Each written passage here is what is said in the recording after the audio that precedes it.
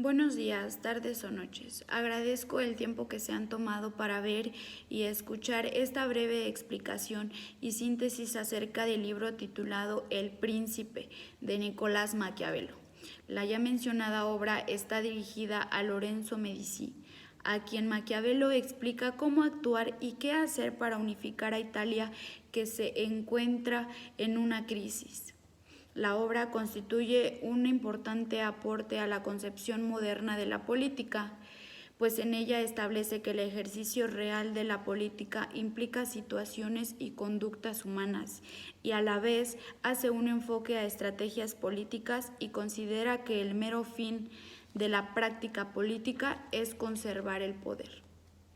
Capítulo 1, titulado de las distintas clases de principados y de la forma en que se adquieren. En este capítulo, Maquiavelo menciona que los estados pueden ser principados o repúblicas y que pueden ser hereditarios cuando una familia ha reinado mucho tiempo en ellos, o nuevos cuando se adquieren por herencia. Capítulo 2, de los principados hereditarios.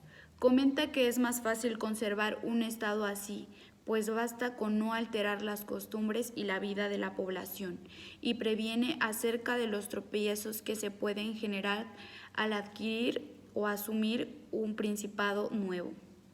Capítulo 3. De los principados mixtos.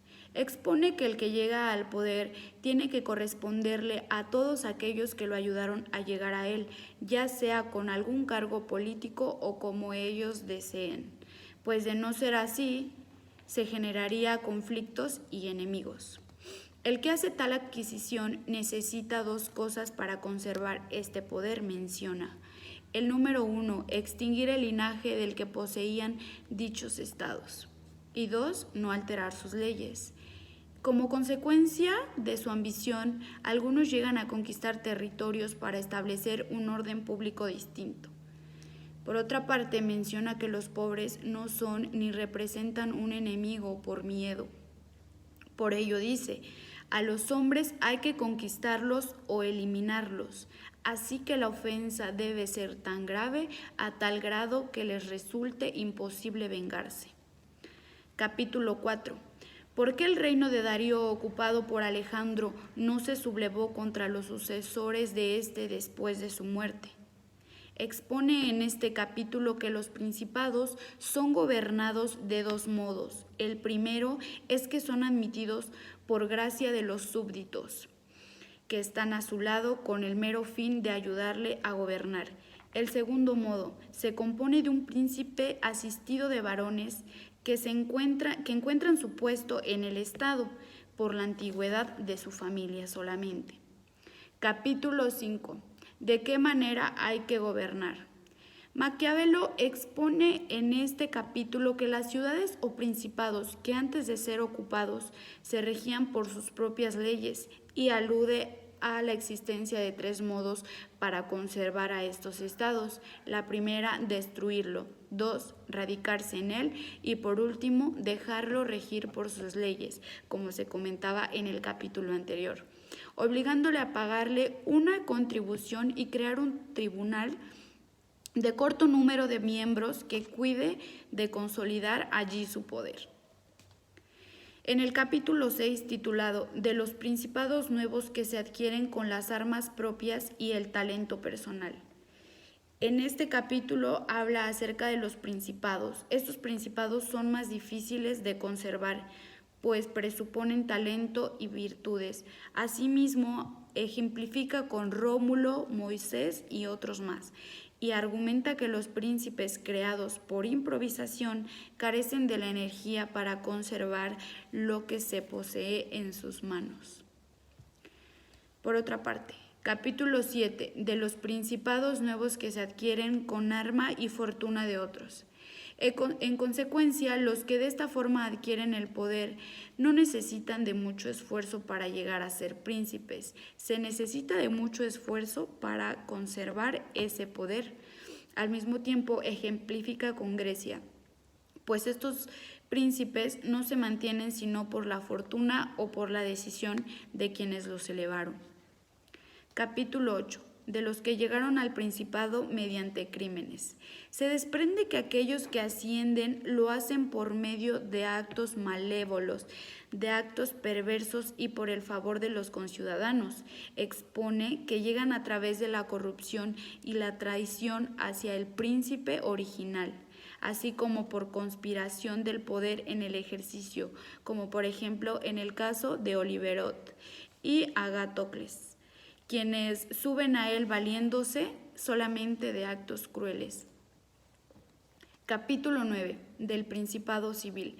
Si bien menciona que estos llegan al poder gracias a sus conciudadanos y no bajo actos de maldad, necesita más bien el apoyo del pueblo o de los nobles, siendo así que una de estas dos clases que siempre ha existido lucha por oprimir a la otra que se resiste, y una de las consecuencias que se dan de ello es un principado.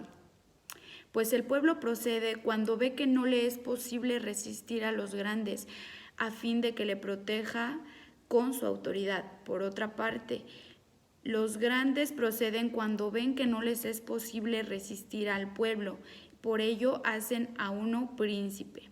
Por lo tanto, el príncipe debe hallar la manera y las estrategias para que sus ciudadanos tengan necesidad del Estado y de él.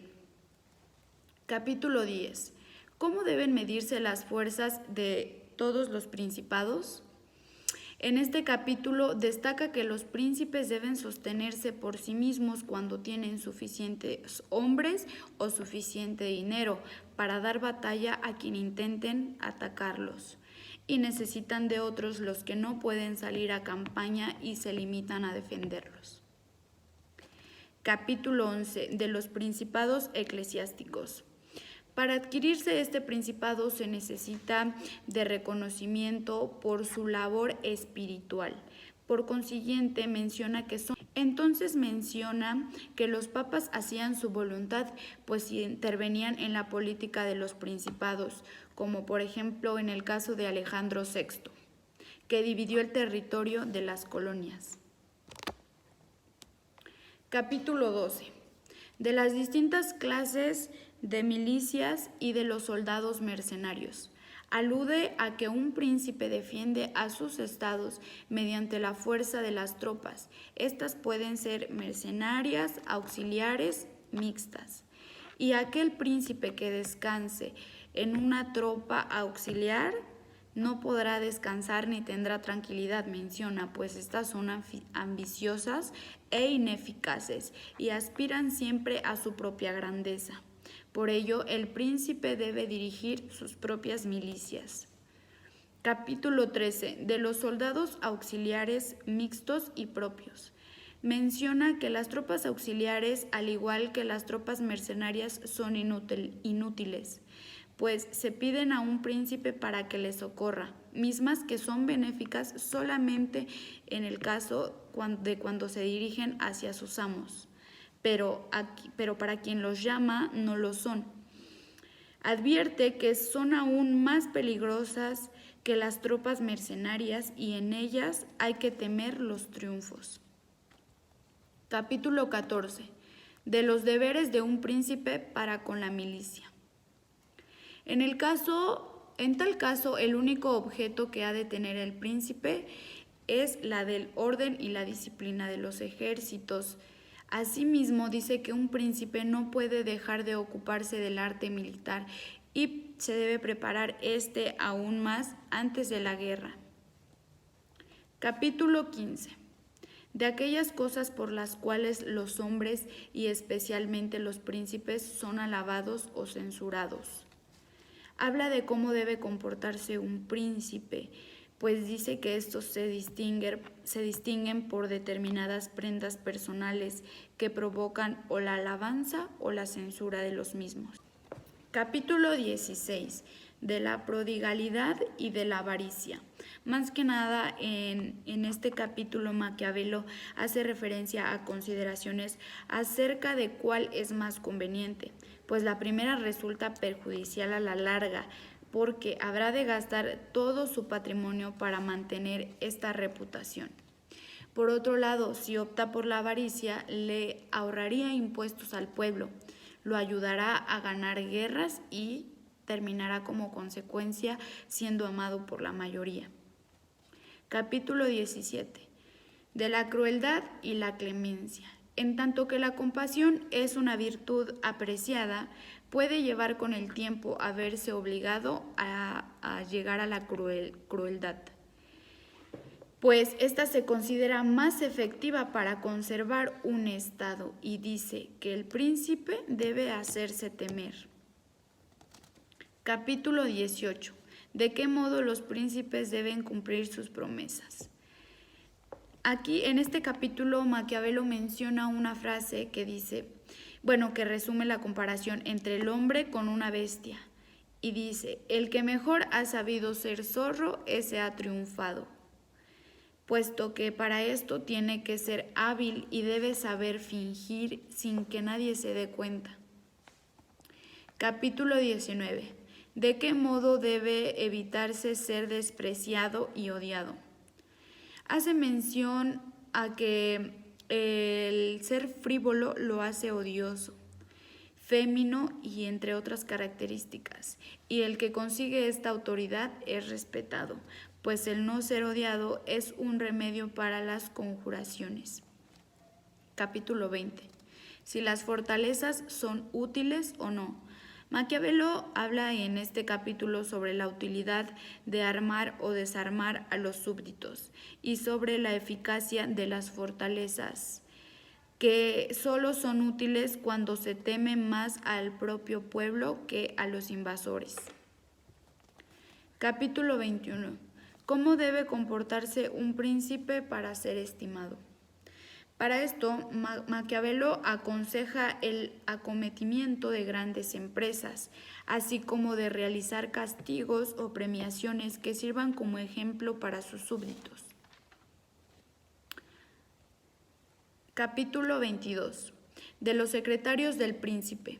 La elección se basa en si son capaces y fieles. Esas son las características en las que se tiene que fijar el príncipe. Menciona que serán el cuerpo de ayudantes más cercanos y un ministro nunca será de confiar cuando aquel piensa solamente en sí mismo. Capítulo 23. ¿Cómo huir de los aduladores? Menciona en este capítulo y dice, cuando no saben elegir bien, los príncipes pueden caer en los aduladores. Estos faltan al respeto y no dicen la verdad. Por ello mismo debe interrogarlos y prestar mera atención en sus respuestas. Capítulo 24. ¿Por qué los príncipes de Italia perdieron sus estados? En este capítulo, Maquiavelo alude a un balance sobre las causas por las cuales Italia ha perdido sus estados, pues se carecía de ejércitos y había una mala relación con el pueblo. Capítulo 25. Del poder de la fortuna de las cosas humanas y de los medios para oponérsele. En este capítulo Maquiavelo afirma que no todo debe dejarse en manos de la fortuna, sino más bien estar listos para las adversidades y hacerles frente de manera correcta. Capítulo 26. Exhortación a liberar a Italia de los bárbaros. Y Maquiavelo concluye la obra con la exhortación al príncipe Lorenzo de Médici a liberarla de los bárbaros y a poner fin para que sea revivida. Concluyo exponiendo la relación que tiene el texto de dicha obra con la materia teoría del Estado, pues esta obra se dedica a exponer las distintas formas de gobernar a un pueblo y las características que la persona que ejecuta el poder debe tener. De ahí que deba arribarse a la conclusión mía de que el Estado, desde tiempos remotos, ha vivido en constante evolución, desarrollo y cambio, y que nunca será tarde para saber gobernar, puesto que como él, la humanidad también se encuentra en constante cambio y en constante evolución todos los días. Gracias.